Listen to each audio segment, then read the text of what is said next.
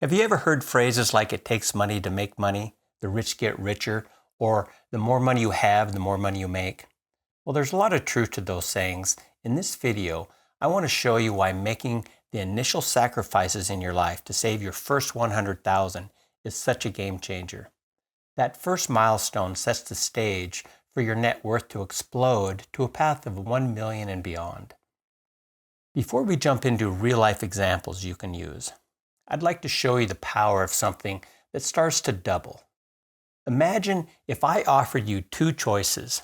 You could either earn $1 million for working 30 days, 8 hours a day, or I would pay you only $1 on the first day, but then your pay would double each day. On day 2, you'd earn $2. On day 3, $4, and so forth. Here's how it would look. You might do some quick calculations and see that you're still only getting $512 on day 10.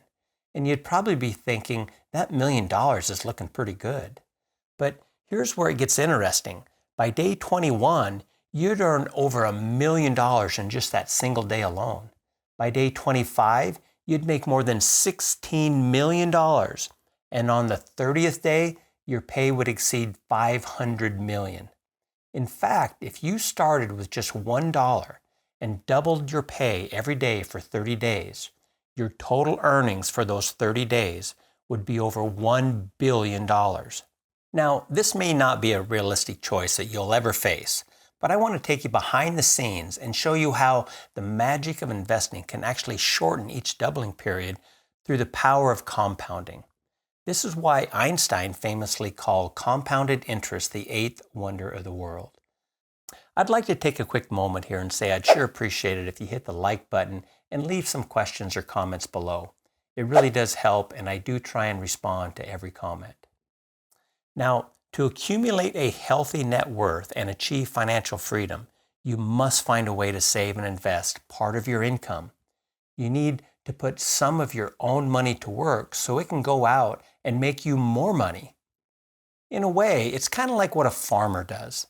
Instead of selling every last bushel of his wheat, he sets some aside, carefully planting those seeds back into the soil.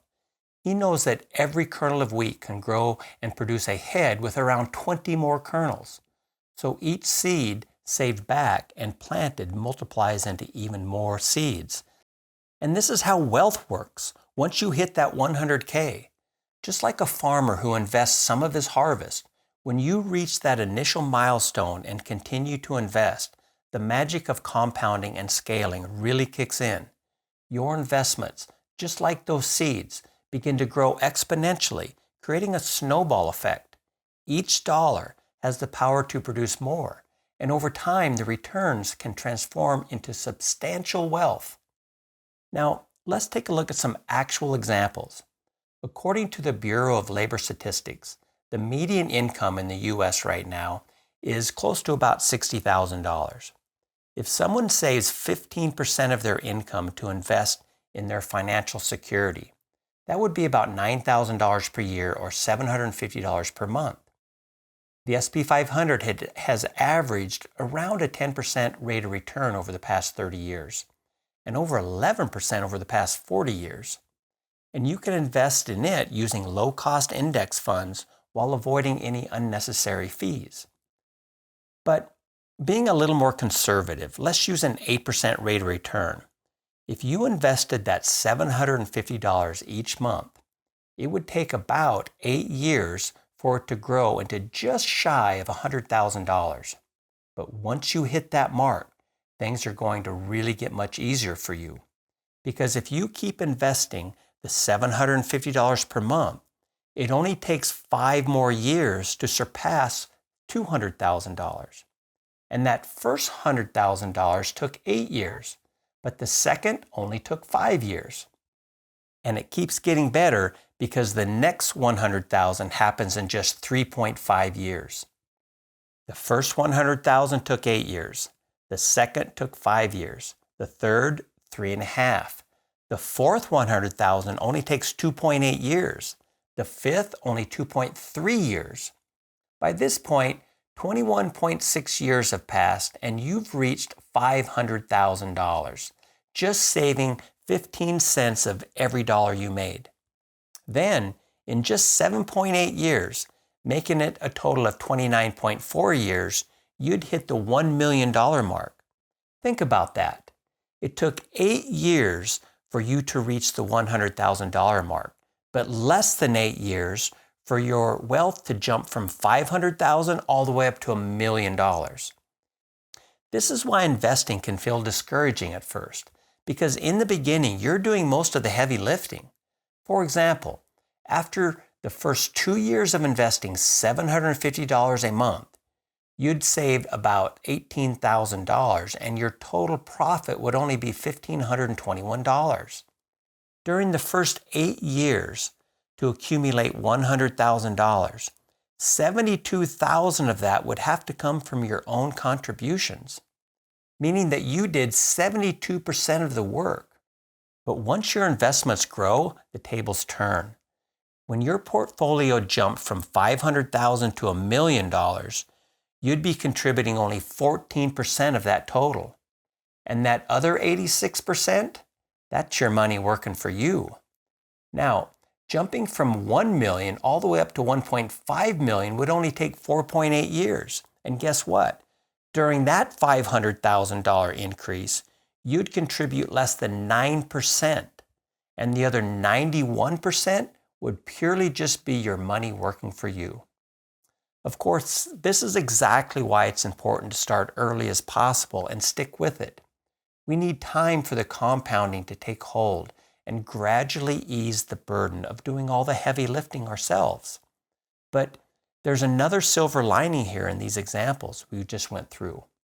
The timelines to reach 1 million and 1.5 million would actually even be shorter. You might have noticed I didn't factor in any potential pay increases over time, or maybe even any company match that you might get through a 401k. Reaching that first $100,000 is so important if you ever want to achieve financial freedom. That's why Charlie Munger, Warren Buffett's partner and right-hand man, famously said, that first $100,000 is a bitch, but you gotta do it. So, how do you get there? It takes discipline, and you must find ways to live below your means and save aggressively. That's why we often hear common advice like not buying expensive coffee every day or cutting back on impulse spending and similar tips. That's because in the beginning it's tough, and some of those little changes can really add up. So it's important to identify minor areas to cut back on without sacrificing all the little joys in life. However, the real savings often come from addressing the larger areas of our budget. One of the biggest culprits here is what's called lifestyle inflation. As you progress in life, it's easy to fall victim to the desires to enhance your lifestyle at the same pace your income increases. This mindset can trap you into a cycle of living paycheck to paycheck, making it difficult to save and invest for the future. In fact, a recent study found that 45% of Americans making more than $100,000 are living paycheck to paycheck, and 32% making over $150,000 are in the same boat. There's a lot to cover on this topic of lifestyle inflation, and I have an entire video dedicated to it, so you might find that very helpful. I'll leave a link to it in the description below. When it comes to budgeting, the biggest areas are where you can find the greatest savings. For example, consider avoiding new car purchases or trading autos too frequently. Try to limit your housing expenses, stay clear of high interest debt, of course, and stay away from poor investments with excessive fees. Remember, in the beginning, you need to do most of the heavy lifting, so later on in life you can enjoy all of life's luxuries because your money will then be working for you. When it comes to saving and investing, we receive a plethora of advice. Build an emergency fund, open a Roth IRA, contribute to a 401k, pay down your debt, start an HSA. It can kind of seem overwhelming, and it's important to recognize that you can't tackle it all at once. So what should you do first? You might want to check out this video that can help with those decisions, covering the optimal order in which to prioritize your finances when payday rolls around. I'll leave a link to that in the description below also.